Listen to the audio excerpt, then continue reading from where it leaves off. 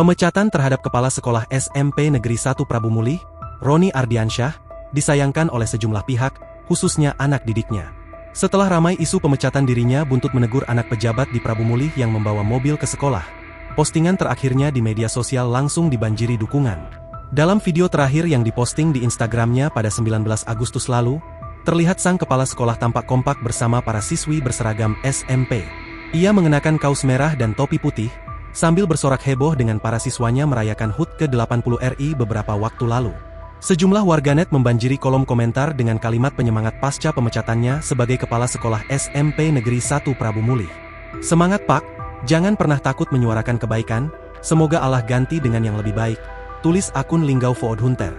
Tidak sedikit pula netizen yang mendoakan agar sang mantan Kapsek diberikan ketabahan menghadapi cobaan. Bahkan ada yang meminta beliau tetap aktif berbagi kegiatan positif di media sosial.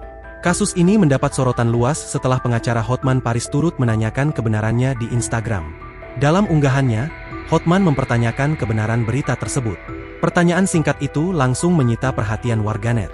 Banyak yang menilai sorotan Hotman menjadi tanda bahwa kasus ini tidak bisa dipandang sebelah mata.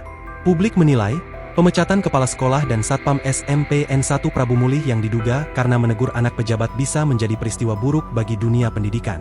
Terkini, pencopotan jabatan Roni Ardiansyah sebagai kepala sekolah SMP N1 Prabu Mulih yang diduga karena menegur anak pejabat bawa mobil ke sekolah dikabarkan dibatalkan.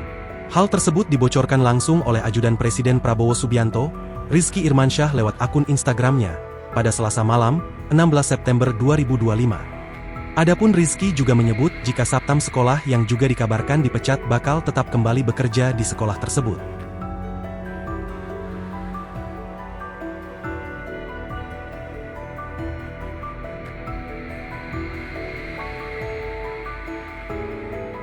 Download Tribun X sekarang, menghadirkan lokal menjadi Indonesia.